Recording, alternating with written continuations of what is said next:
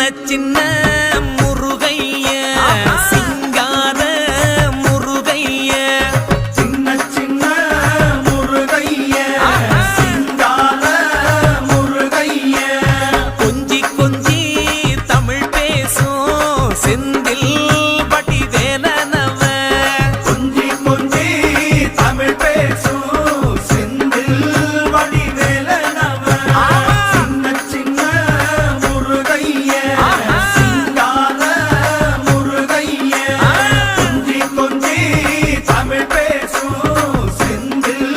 வடிவேலனவ சுப்பிரமணிய சாமி என்பார்,